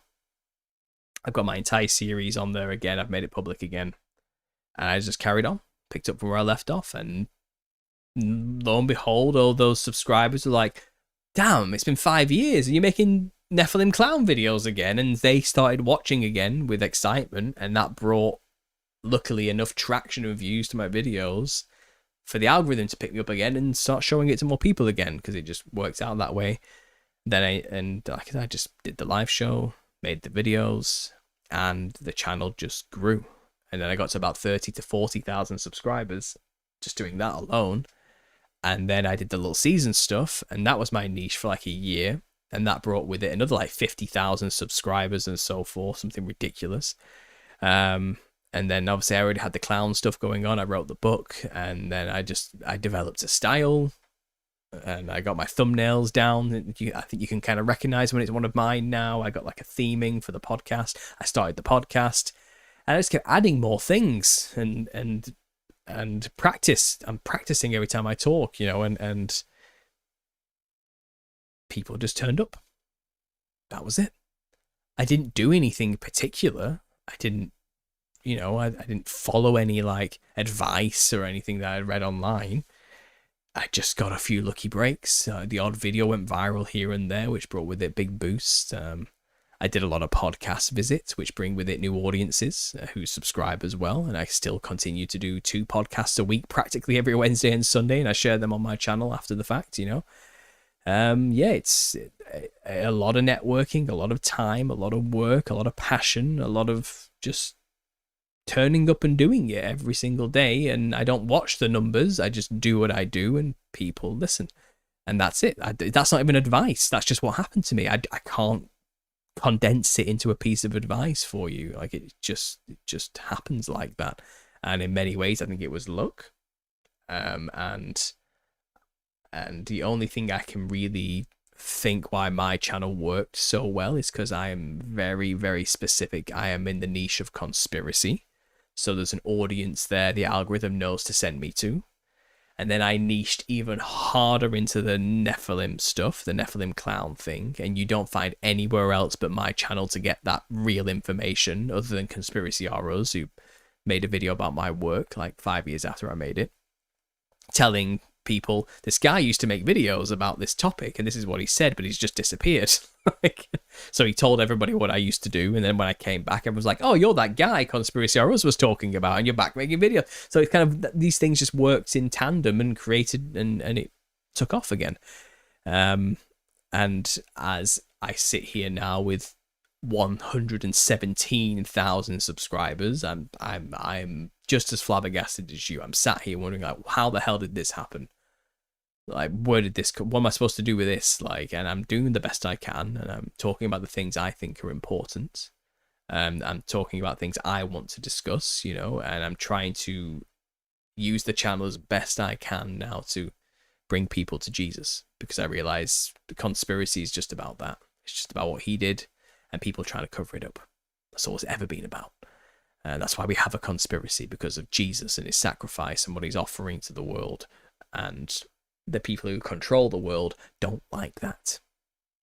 They don't like it. That's it. That's the conspiracy summed up very quickly. So all I do now is just try and be myself and preach the gospel, wrapped up in niche, novel ideas that get your attention.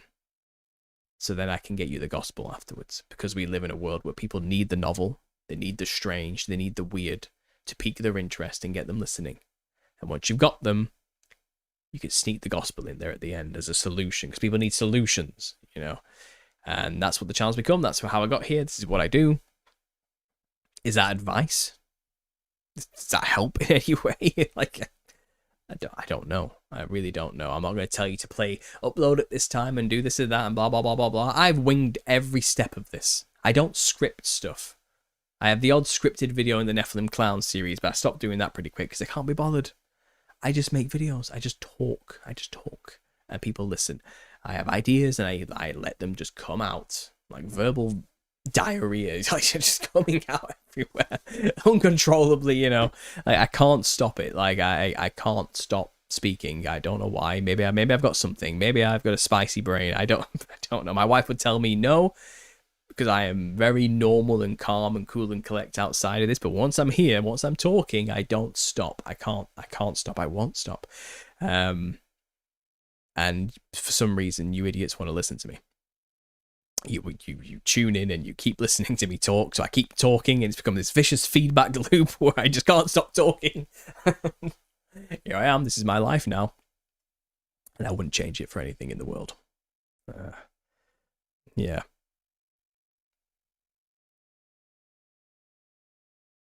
I found you via an episode on Contend for the Faith. I found you to be very informative and articulate, says Explorables Media. Well, thank you. Thanks for sticking around. Be right with God and preach the gospel, and he will give the increase. Yeah, exactly. Clowns are Nephilim for sure. Seen it with my own eyes and spirit of it at Comic-Con show here in America, Paul. But well, it's not that clowns are Nephilim. People dressing up like a clown doesn't make them a Nephilim. It's that the clown is modelled after the visage of a Nephilim feature and Nephilim features. It's a caricature of Nephilim features. It's a copy of the same type of costume worn by those who venerate the ancestors and the spirits, and they dress that way to channel the spirits. And the clown costume is the exact same archetypical aesthetical format. We just don't realize it. So when you dress that way, you're playing with spiritual fire. You're in danger, and you if you don't know that, you're probably still going to fall victim to it. So be careful. That's basically my message. Advice on networking: talk to people, email people, Email podcasters, small ones, maybe start at your own level and work your way up. That's how most things work. You level up, and ask to have conversations with people. Get on those platforms and have those conversations with people. And you'll slowly build an audience, and people come subscribe to your channel to listen to more of you saying the things that you just said in that person's podcast, because they may have liked the way you sounded or the things you said. And it'll start small and it'll start growing slowly and slowly and slowly and slowly. And the caliber of guests you get to speak to and podcaster grows as you go up. People, and you get to, that's just the way it is. Like, you start off on the smaller channels, and you make your way up to bigger channels, because eventually those bigger channels will be contacting you and saying, do you want to come on my show? And there you go. It just starts to happen. But you have to put yourself out there. You have to ask. You've got to start asking people, do you want to have a talk? Do you want to come on my channel and talk about this topic? I like the way you say these things. I like your style. I like the things you talk about on your channel. Do you want to come onto my channel and talk about it with me? Create a brand image, like something simple, and it can always grow. Like, I've always had this, this has been there since university. I've got my Truth of Therapy sessions thing, I just mute the video as it plays. This is, you recognize this now, and again, this just happened. My wife helped me with this, because I'm useless. I'm technologically inept, but these things happen as time goes on, and networking is just talking to people. That's all it is. There's nothing else to it.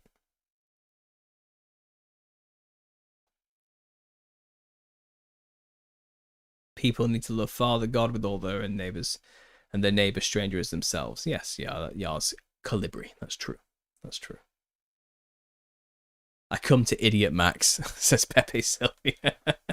No, Pepe, you put on this cool, calm, I don't care about anything comedian veneer, and face mask, but I know deep down you're a broken soul looking for fellowship like the rest of us. But I appreciate your humor. I do. You make me laugh.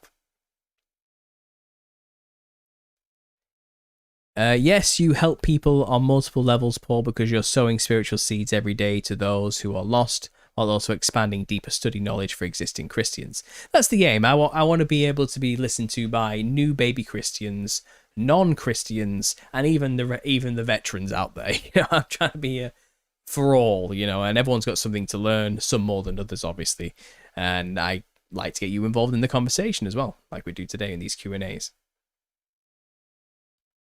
Do you know how many other channels, all genres, cover giants and Nephilim, or describe them as having blaring red hair? Yeah, it's a very common descriptor and trait. Yeah, and I've done the work to show that is pretty much the case everywhere you go. Yeah. Thanks for the live advice. Check your emails when you get the time. I will, but if you did send me an email a while ago, it's probably buried now. So you might want to resend anything you've sent to me a while ago, because I'm not going to find it.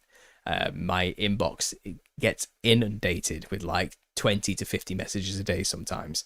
I get things buried. So if you really need to send it again while it's fresh in my mind, if you want to show me something or communicate something to me, if that's all right.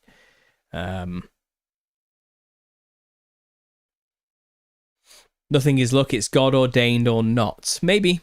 Yeah, I mean, I don't know if God's cares much about a YouTube channel. I wouldn't like to speak for him.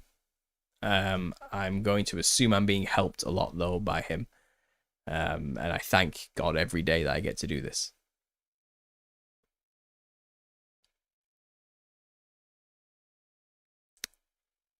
Something about grapefruits on the sidewalk was mentioned earlier. I don't understand what that's saying. Who would have thought you'd be known as a Christian clown dude on YouTube? That's right, Vincent. No one could have seen this coming, especially me. I did not see this coming. I did not know this is who I was going to be. But I was actually writing today the book, and I'm just about to finish off Europe. I've done North America, South America, and Europe, and then I'm going to move on to India and Africa and China, Asia, and then Australia. And so intensely research heavy because I'm looking for all the cultures and folk traditions in these regions and everything and describing them and getting quotes and stuff that I decided today I'm going to take a break from that, and I skipped ahead to like chapter 28 or something in the book, and I started writing about the fear of clowns instead, just to mix up the research a bit. So I've been like knee deep in researching, reading studies and articles on the fear of clowns, and it's really fascinating when you actually get into it. I know it sounds silly, but you read these things and the people who have done these studies, the scientists, the experts, haven't got a clue. They have no idea why this happens. Like they kind of know that it does happen and triggers, like, well, it seems to be the uncanny valley effect, and partially it's because people had experiences or were learned experiences to have fears through prejudices through their own families growing up, kind of, but not a lot, really. That's not really a main causal factor. It seems to have something to do with maybe the disgust reflex, because a clown kind of is similar to a dead body with the pale skin and the red blood image on them, and it triggers the disgust effect. And then there's a creepiness or an uncanniness that gets triggered in people sometimes because of the features, which are almost human but not quite. But then at the same time, they're not totally sure that's even the case either. And it's like 52% of like 1,000 adults who were asked were scared of clowns. And it's like, that's way too high.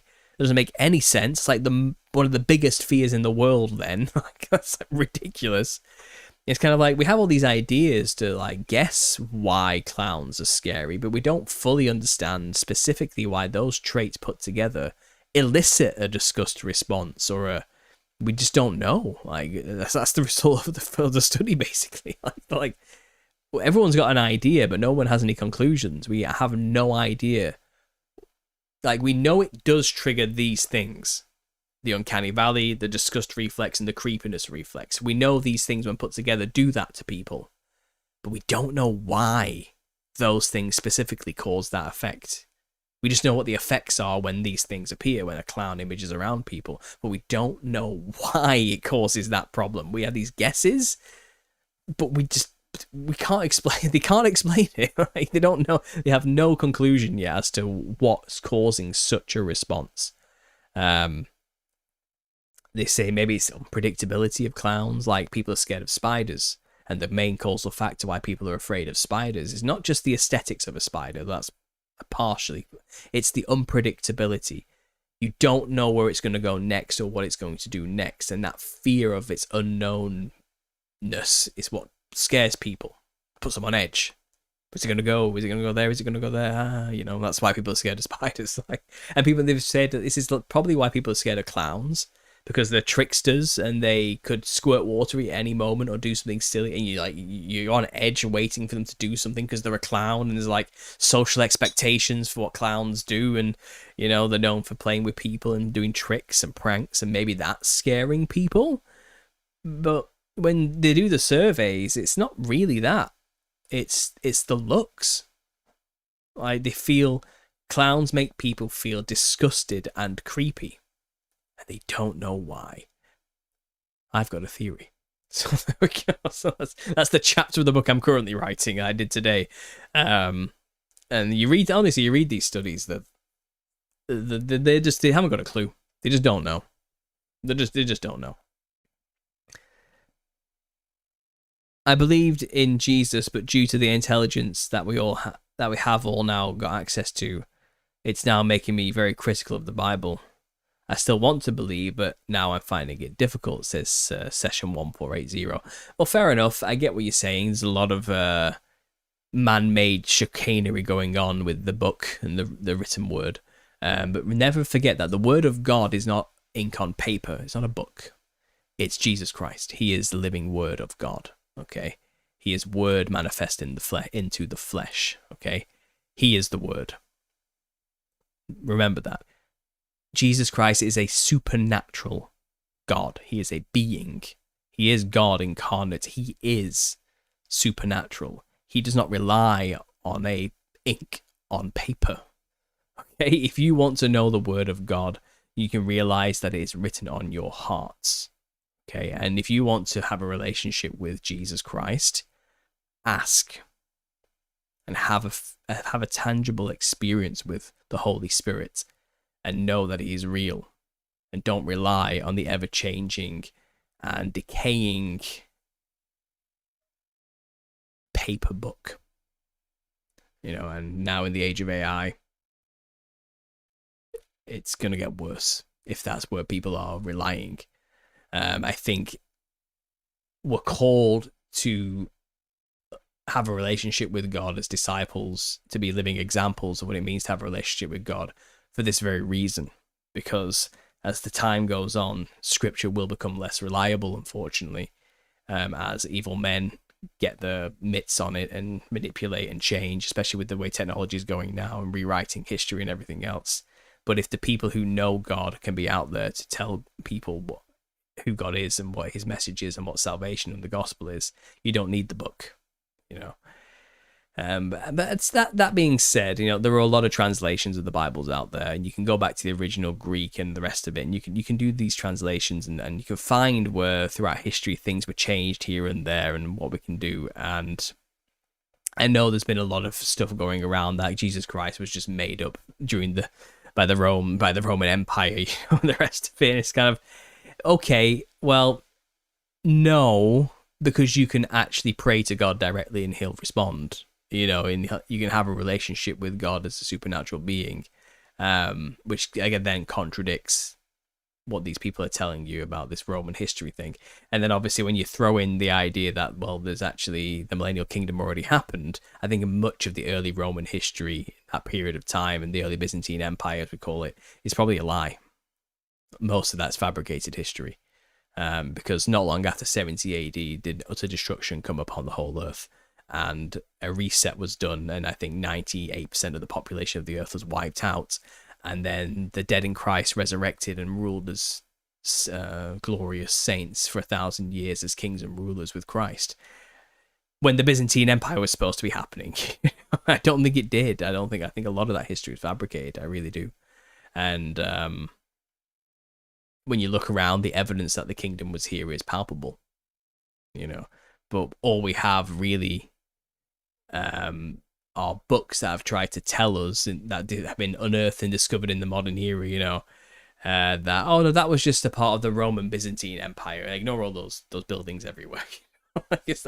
Oh, that was Roman revivalist architecture in the 1800s. It's not that it was remnants of Rome before it was destroyed and co-opted and given over to the meek, during the resurrection or anything. I think a lot of stuff is lies when it comes to that, and we can know it's lies because you can have a tangible supernatural experience with Jesus Christ by calling on His name, so have faith in that is what I would say, primarily, first and foremost.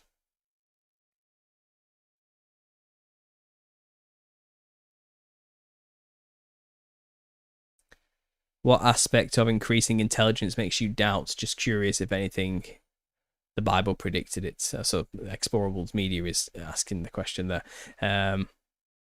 They now have AI churches. Yeah, I know, right? That's terrifying, isn't it? They're turning it into the new God already. AI I look at as a counterfeit of the Holy Spirit. Yeah, something like that. It's a counterfeit. It's a God counterfeit, that's for sure.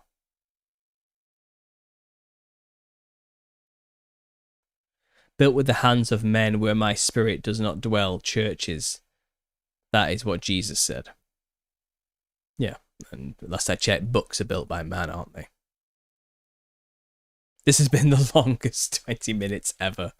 It's great, thanks. Yeah, I screwed that up, didn't I? What are we on now? We're almost on 2 hours. Sod it. I'll go for the 2-hour mark now. I've made it this long, haven't I? Big Boss 99 sent you a super chat question earlier. Okay.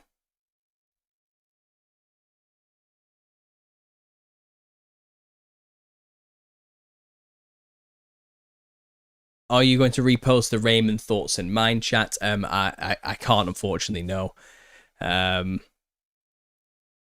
Also, AI will never be banned. The danger is them pretending it's banned and us believing it. Yeah, like I said, I think we're just seeing publicly what we see right now for AI are just the generative models creating the artwork primarily. And that's what we're kind of scared of, you know, the public front of AI. It's doing all this crazy artwork. It's making music. Oh, it's making pictures and it's making videos now and deep fakes and the rest of it, you know, and it can do anything it wants. But I think the major problem is that stuff's just going to disappear. But what's going on behind the scenes with automation and control of systems through AI, that's the bigger problem. That's where the death and destruction despair comes into it more than anything. While we're being tantalized by the pretty things it's creating to tantalize our eyes, we should be concerned about the control it's implementing to the systems that affect every facet of our existence. You know, I think that's more so. And as for the Raymond Thoughts and Mind chat thing, I mean, there's only so much I can really say. But unfortunately, I'm not going to be able to put that video on my channel. That's what it comes down to, really. Yeah, so there you go. I hope that it's probably not good enough for you, is it? I don't know. That's the best I can do. Do you believe the God of the Old Testament is the same as the Father Jesus spoke of? I do. I think it's consistent. I think it's the same. Yeah, I know there's a lot of people out there who want to say, "Oh no, it's an evil, it's Yaldabaoth, it's the evil, stupid God, and Jesus Christ came to show us the true way to the real Father." But when you start getting into the Gnosticism aspect, honestly, you lose grip. It starts spiraling out of control very quickly, and then before you know it, the Gospels are irrelevant, and salvation's irrelevant, and the rest of it. No, I think it's the same God, and I think it's the story of a God trying to reconcile with people, with his children who decided they were better off without him. And he let them go off and test that theory. Basically, that's the story of the Bible. And, you know, he proved, you're not happy when I'm involved through the early Testament, I think. It's like, if God gets direct, you get angry, you rebel more. So I think as time went on, he took a more hands-off approach, and he tried to guide just a small group of people instead, the chosen ones, you know, Israel. And out of them, he was strict, and he tried to basically made sure that they knew what the law was and they followed it, so they could bring forth the Messiah in order to redeem all mankind. And that's the story. That's God's journey of trying to reconcile his lost children, his creation, with him. And through Jesus Christ now, his son and his sacrifice, we can have a way back to him. And that's wonderful. That's good news. But yeah, I know the early days, it was touch and go there, wasn't it? But we just kept rebelling. We just kept doing things that were horrible. We just kept proving over and over again that we're sinful, wicked, awful, and fallen since Eden, and we are clearly on a journey of self-discovery, and I think God says, fine, go roll around with the pigs, but I'll be waiting for you when you come back with open arms and forgiveness. That's the parable, isn't it? That is the parable of the wayward son, the prodigal son, you know, and there's that for a reason. He understands. And for a long time, we had no way to reconcile with him because he is a holy God, and we are not holy. That's kind of the problem, wasn't it?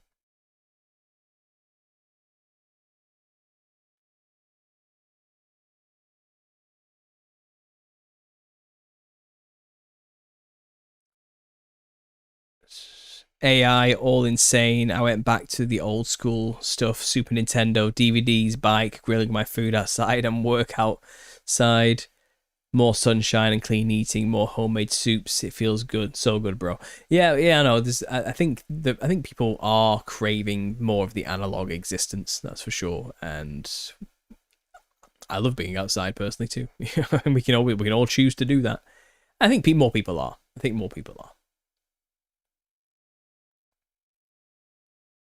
They will have it where we have to prove we are human, digital ID, because all the hacking. They will sell AI to overlook all.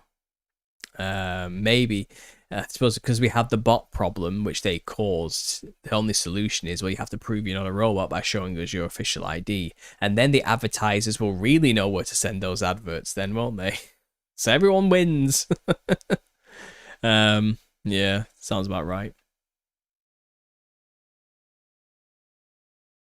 Why don't people use the name of God, Yahweh, Jehovah? Well, God's name is Yod He Vav He. When you get down to the symbols involved, and that can be pronounced in numerous ways. Yahweh, I suppose, is one of the ways you could interpret it, but Yahuwah is probably more closer to the transliteration that we can get. Yahweh was a Canaanite god, so for those who have the desire to phrase it that way, could spin it that way, but that doesn't make it so. His name is Yahuwah, and his son was people say Yeshua or Joshua or whatever you want to say, or Jesus in Greek. I think when you start getting into the whole language thing, that you're missing the point. You're missing the point. Do you believe in the one God sent to die and be resurrected for your sins? Okay, whatever his name is, I call him Jesus Christ. As long as that's the person that you've put your faith into and that you understand and accept, then you're covered. I don't think God cares what language you use to do that. And that's why you find the variation. And I think the legalistic types who want to demand that the language is complete and totally necessary, if you're not doing that, you're not saved, they are just the Pharisees of the modern day. They are hypocrites. They are prideful. The less I say about them, probably the better at this point. I'm tired and it's late. I'm tired and it's late.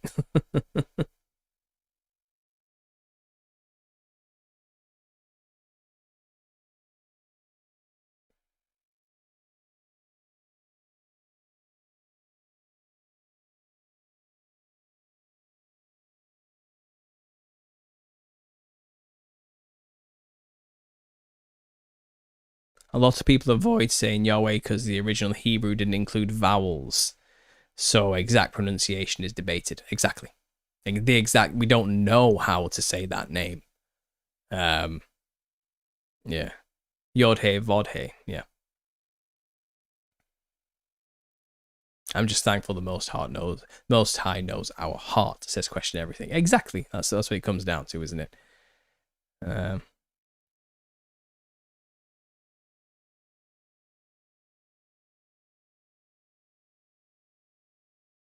Right, guys. Am I at the 2 hour mark? I can't see the timestamp because of the way. Yeah, I've just about to hit the 2 hours now, so I'm probably gonna have to leave that there. I'm rambling on a bit now, and I think we're spiraling out of control as these things tend to do. So, I'm just gonna stop. Hey, Paul. So erudite with the scarves. I'm only wearing it because it's freezing. This is actually more of a necessity than anything. Yeah, I mean, I'm in the north of England and it's in the grips of winter, so yeah. And also, I'm not. I know it makes me look pretentious. I do, but I do love a good scarf. I'm not gonna lie. Yeah.